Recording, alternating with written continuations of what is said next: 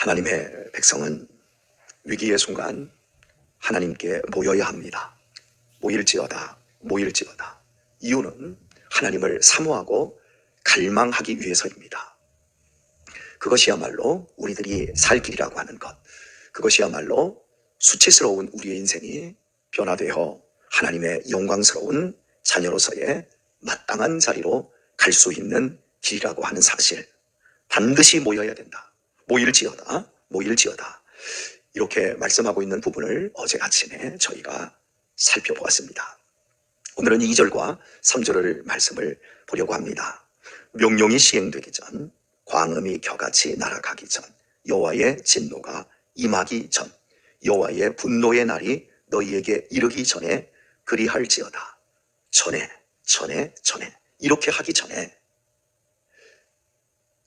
이렇게 하기 전에 그리할지어다. 뭐라고요?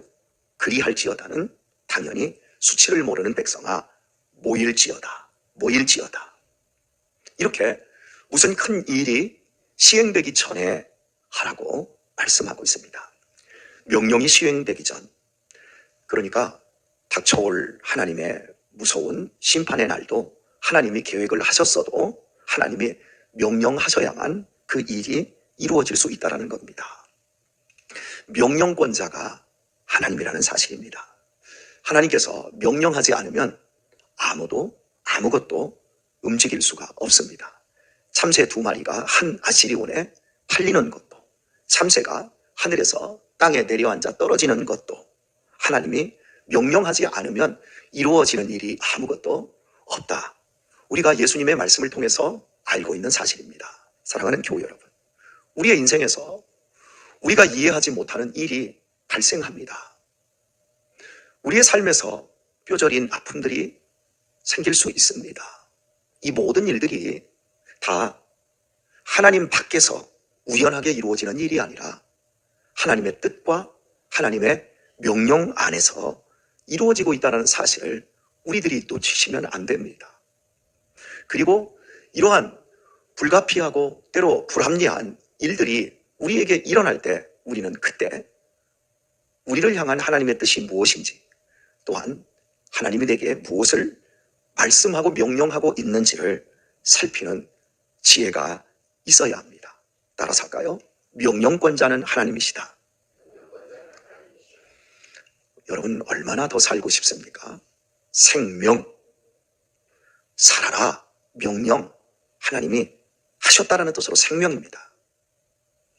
우리를 하나님이 부르시는 것도 5살에 부르시는 것도 40살에 부르시는 것도 또한 100살에 부르시는 것도 다 하나님의 명령에 의한 것입니다. 잊지 마시기를 바랍니다. 어떤 환난과 내 이성과 내 감정의 아픔을 넘는 일들이 발생할 때 그때 하나님이 명령해서 이루어진 일이라는 사실을 놓치지 않아야 우리들이 억장이 무너지는 슬픔과 분노를 이기고 믿음 안에서 더 겸손해질 수 있습니다. 광음이 겨같이 날아 지나가기 전, 전투기가 때로 굉장히 낮게 나는 경우에 그 소리가 엄청난 이 광음으로 들립니다. 굉음이죠. 세월은 광음입니다. 비처럼 바랍니다. 그러면서도 소리도 어마어마하게 큽니다. 얼마나 세상이 소란한지 모릅니다. 정치가 어떻고 경제가 어떻고 미국이 어떻고 이스라엘이 어떻고 우크라이나가 어떻고 끊임없이 소란스럽습니다. 그런데 아십니까? 겨같이 날아갑니다. 그렇게 빠르게 지나가는 빛의 속도로 지나가고 있는데 그렇게 소란스럽습니다. 마치 인생이 다 무너질 것 같습니다. 내 인생도 거기에 다 함몰되어서 막 죽어 없어질 것 같습니다. 야, 비트코인 사놔야 되는 거 아니야? 주식에 좀 투자해야 되는 거 아니야? 할 정도로 날마다 방송 매체는 우리의 노년을, 우리의 다음을, 미래를 대비하라. 김포를 편입을 시켜야 된다. 서울로 그러면서 막 싸웁니다. 공매 제도를 활성화시켜야 된다. 이거 못하게 해야 된다. 날마다 싸우고 있습니다. 그런데 그런 날들이 겨같이, 겨 만져보셨어요? 쌀겨? 이게 만져질 거나 있습니까? 이렇게 지나간다는 거. 이렇게 지나가기 전에 모여서 하나님의 말씀 앞에서 회심하고 내 자신을 뜯어 고치라고 이렇게 우리에게 권면하고 있어요. 계속해서 여호와의 진노가 너희에게 임하기 전 반드시 하나님의 진노는 임한다라는 거예요. 여호와의 분노의 날이 이르기 전에 그리할지어다. 광음 자체도 빠른데 겨같이 지나가 버리고 하나님의 진노, 하나님의 분노 이런 날이 분명히 이르니까 즉시 미적대지 말고 결단을 내리라는 거예요. 그래서 조금이라도 너희의 인생 속에서 하나님께서 준비한 여호와의 날을 좀 피하고 그런 날을 조금 더 멀리 두고 우리 자신들이 조금 더 여유를 갖는 사람이 되라고 권면하고 있습니다. 너희에게 이르기 전에 그리할지어다. 모이라, 모이라. 어제 아침에도 말씀드렸습니다. 성도의 모임은 모여라 꿈동산이 아닙니다. 꿈을 꿀 만큼 날마다 행복한 일상이 주어지지 않습니다. 가족이라고 하는 것은 멀찍이 떨어지면 보고 싶지만 함께 있으면 불편한 일들이 생깁니다. 아이들이 함께 한 집안에 있으면 치고받고 얼마나 시끄러운지 모릅니다. 어제 우리 유아 유민이가 공주 부여 익산 이쪽으로 백제 역사 여행을 선교원에서 떠났습니다. 아침에 떠나기 전에 유민이가 분리 쓰레기 담당입니다. 유신이하고 그저께부터 얘기를 하는 거야. 야, 너 내일 가기 전에 쓰레기 버리고 가. 화요일 날, 수요일 날 아침까지 쓰레기를 받는데 저희 아파트는 월요일 날 저녁에 늦게도 받습니다. 그러니까 유신이가 야, 너 내일 아침 일찍 가니까 이거 버리고 가라. 그러려면 지금 월요일 저녁에 버려라. 그러니까 유민이가 상관하지 마. 내가 알아서 해. 그러니까 유신이가 하는 말, 네가 언제 알아서 한 적 있어? 너 그냥 가면 그 일이 다 내 일이잖아. 이러면서 티격티격 싸우는 거예요. 근데 아침이 딱 되니까 유신이가 제일 먼저 일어나서 유민이를 두들겨 깨우더니 하는 말, 빨리 쓰레기 버리고 와. 그러니까 유민이가 이만큼 입이 나와서 아무 말을 안 해요. 유신이는 자기 책임을 철저히 하는 애고 유민이는 얼렁뚱땅 넘어가는 애고 둘이 붙었어요. 야, 냅둬. 하지 마. 그러다가 티격태격 하다가 나 너 가도 절대 안 버려줘. 우리는 우리 집에 자기 책임을 하지 않으면 그 책임에 대한 응분에 또 다른 책임을 지게 합니다. 용돈 주었던 데에서 10,000원 가져와.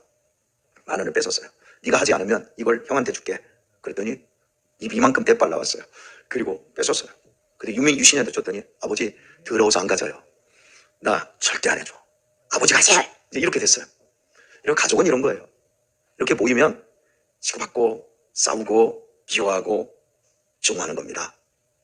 그런데 희한한 건 유민이는 대빨 이만큼 나오고 갔어요. 그 유신이는 씩씩거리 지방으로 들어갔어요. 그리고 어제 황 목사님 머리를 깎아드리고 머리를 감겨드리고 집에 돌아왔더니 쓰레기가 다 정리되어 있는 거예요. 그리고서 아휴 내가 안 하면 누가 해. 그러면서 유신이가 다 해놓은 거예요. 여하튼 그래서 제가 유신이한테 야 이놈아 그렇게 네가 어차피 할 거면 동생한테 기분 좋게 해주면 안 되냐. 동생은 그런 녀석이니까 좀 더 철이 들 때까지 습관이 좀 뺄 때까지 네가 기분 좋게 하면 되잖아. 근데 기분 좋게 하면 내가 더 속상하거든요. 그럼 기분이라도 긁어놔야 내가 마음이 편해지거든요. 이렇게 된 거예요. 여러분 사람이 그런 거예요. 가족이라는 게 그런 거예요. 모여보세요. 모이면 힘들어져요. 그러나 헤어지고 나면 그리워져요. 어제 저녁 때가 되니까 동생들 없으니까 이상하네. 이상한 거예요. 왜? 함께 저녁 때 되면 운동하고 함께 즐겁게 산책하고 농구하러도 가고 배구하러도 가고 이러는데 아버지랑 엄마랑 셋이 있으니까 이상하네. 외로워. 여러분 금방 그게 가족인 거예요. 우리가 모여야 될 이유는 한 가지입니다. 우리 자신을 보는 거예요. 내가 죄인이라는 걸 보는 거예요. 그리고 그 안에서 내가 다듬어지고 더 아름다워지는 하나님이 임재해 계신 그 공간 속에서 우리 자신들의 위치와 우리 자신들이 무엇을 추구해야 되는가 이런 것들을 바라보고 살같이 빠르게 지나가는 이 광음 속에서 겨같은 바람에 날려버리는 악인의 최후를 당하는 것이 아니라 사시사철 아름다운 열매를 맺는 시냇가에 심겨진 나무와 같은 사람으로 우리들이 회심하고 성화되고 성장하는 대로 가야 하는 것입니다. 이렇게 하나님이 명령권자라는 사실을 강조하시면서 세월이 이렇게 빠르게 지나가니까 여호와의 분노의 날, 여호와의 진노가 임하기 전에 빨리 모여라. 이렇게 하나님이 계속해서 말씀하고 있는 이유는 3절에 있습니다. 여호와의 규례를 지키는 세상의 모든 겸손한 자들아. 예. 왜 이렇게 하나님께서 모이라고 말씀하고 있습니까? 수치를 모르는 백성인데요, 그 안에, 수치를 모르는 백성 안에도 하나님의 규례를 지키는 겸손한 자들이 있기 때문에 그렇습니다. 사대교회는 죽은 교회였습니다. 그럼에도 하나님이 그 교회를 책망은 하셨지만 버릴 수 없었던 건 흰옷 입은 몇 사람이 있었기 때문에 그래요. 다 수치를 모르는 게 아니에요. 수치를 모르는 백성아, 그 이스라엘 사람들 가운데 예루살렘 사람들이 하나님을 떠나 자기의 욕망을 섬기고 우상을 숭배하지만, 그리고도 수치를 몰라서 뻔뻔하지만, 그럼에도 그 가운데 겸손한 자들이 있는 거예요. 분명히 죽은 교회예요. 그런데 죽은 교회 안에도 흰옷을 입은 몇 사람 때문에 하나님이 기회를 주고 계시는 것 마찬가지예요. 우리가 교회를 섬기다 보면 교회가 부흥기가 있을 수 있고 쇠퇴기가 있을 수 있습니다. 우리가 교회를 섬기면서 우리 개인에게도 성령 충만하고 기쁨이 충만하고 이럴 때도 있지만, 때로는 깊은 침륜에 빠질 때도 있고, 때로는 여러 가지 갈등에 직면할 때도 있습니다. 그럼에도 불구하고, 우리의 문제에도 불구하고 하나님은 나도 끝내버릴란다 이렇게 하지 않으시고 우리에게 다시 한번 기회를 주시고자 모여라. 그리고 거기에 은혜를 퍼부어 주시는 거예요. 그래서 첫사랑을 회복하게도 하시고 우리의 처음 열심을 다시 복원시키셔서 하나님이 원하는 그런 놀라운 은혜들을 하나님이 우리에게 베풀어 주시는 겁니다. 성령 충만할 때가 있으면 침체기도 있어요. 왔다 갔다 하면서 항상 어떻게 일정할 수가 있겠습니까? 이렇게 떨어졌다 높아졌다 그러면서 우리가 조금씩 성장해 갈 수 있는 거지요. 하나님께서 말씀을 버린 오만한 자들이 아니라 여전히 겸손하게 하나님의 규례를 지키며 살려고 하는 그들에게 하나님이 더 높은 결단을 촉구하고 있는 거예요. 여러분, 겸손한 자들의 특징이 뭔 줄 아세요? 겸손한 자들이 부지런하면 좋은데, 겸손한 자들이 머리가 잘 돌아가서 재치 있고 또 빠르게 민첩성 있게 뭔가를 순종하고 행동하지는 못합니다. 겸손한 자들의 성품은 여유로워요. 그러다 보니까 소극적으로 생각하고 소극적으로 행동할 수도 있습니다. 그래서 빠르게 대처하고 부지런히 성실하게 해서 더 아름다운 것들을 만들고 결실할 수 있음에도 불구하고 이걸 못하는 경우들이 있어요.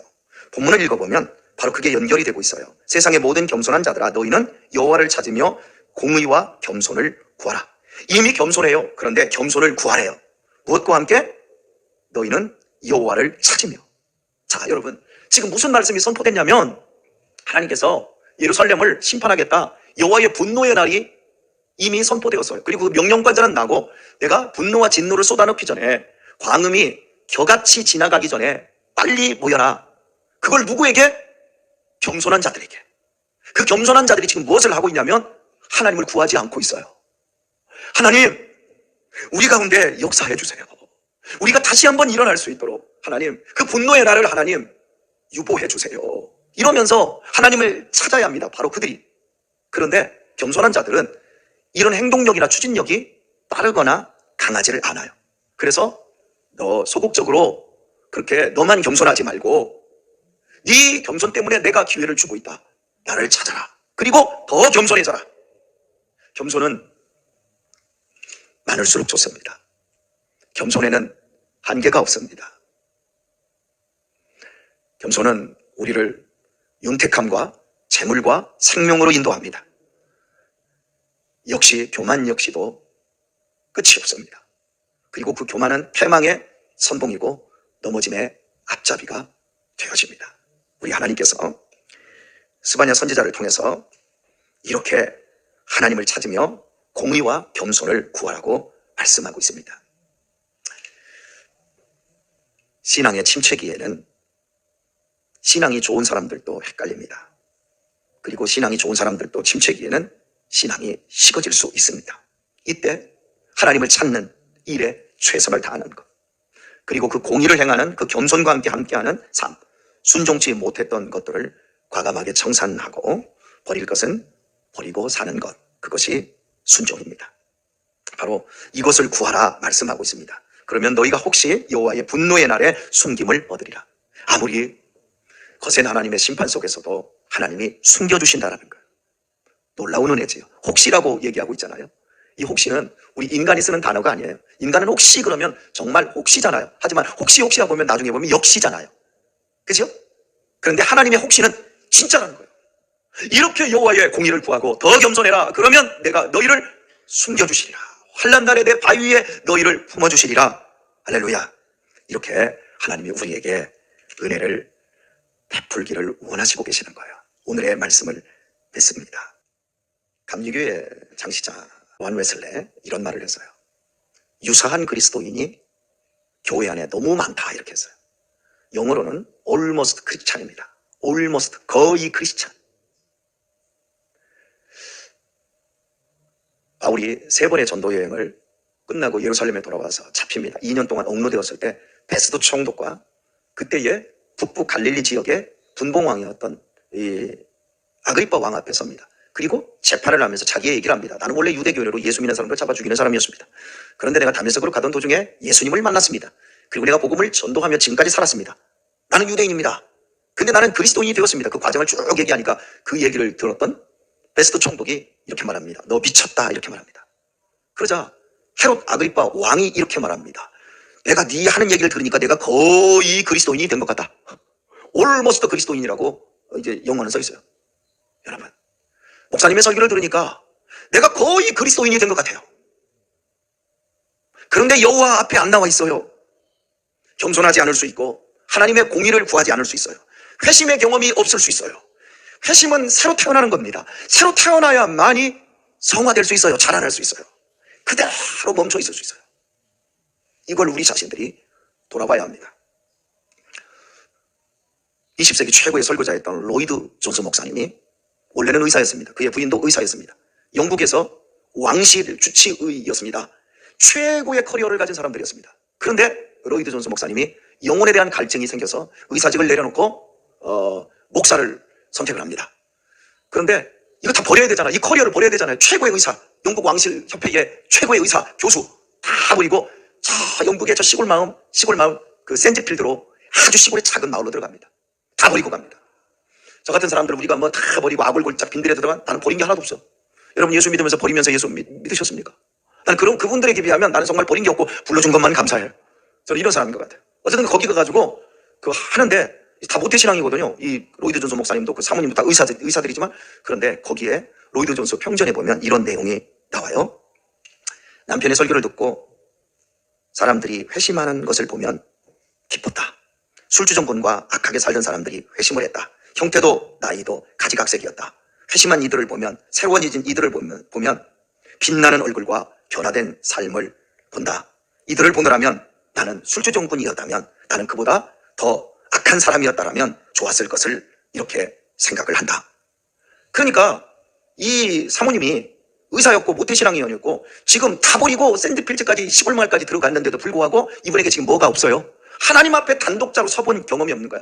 회심하고 자기가 구원을 받은 자녀라는 이 부분이 없는 거예요. 그냥 나는 원래부터 착하고 선한 사람이었다. 그래서 나는 당신들처럼 그런 기쁨과 생명이 내게 없다. 이런 뜻이지요. 그런데 그 남편의 설교를 들으면서 나중에 이런 말을 합니다. 나는 이제야 알게 되었다. 내가 죄를 용서받았다는 사실과 내 마음에 평안이 임한 사실. 나는 이제 기쁘다. 나는 이제 감격한다. 사랑하는 교우 여러분, 이게 겸손이에요. 오늘 우리의 인생 속에서 저 술 먹는 사람들, 악하게 사는 사람들이 교회 와서 변하여 술 끊고 우리 교회에서 집사님이 되고 이런 것도 은혜고 복이지만 우리 자신들이 날마다 우리 자신의 내면을 더 살펴보면서 나는 거의 그리스도인이 아니라 진정한 그리스도인이 된 사람으로 내 자신을 날마다 확인하며 구원받았습니다. 내 안에 하나님의 평강이 있습니다. 이것을 경험하며 하나님 앞에서 공의롭게 살아가는, 지혜롭게 살아가는, 더 겸손한 사람으로 살아가는, 이게 오늘 우리들에게 확인이 되어야 합니다. 세월이 가기 전에, 여호와의 진노와 분노가 임하기 전에, 하나님의 명령이 시행되기 전에, 예수님이 이 땅에 재림하시기 전에, 우리의 생명이 이 땅에서 명령권자에 의해서 걷어가기 전에 우리 자신들을 돌아보아 거의 그리스도인이라고 하는 이 불길한 마음이 아닌 나는 참된 그리스도인입니다. 하나님 감사합니다. 더 겸손한 이런 귀한 성도님들로 승리할 수 있기를 우리 주 예수님의 이름으로 축원합니다.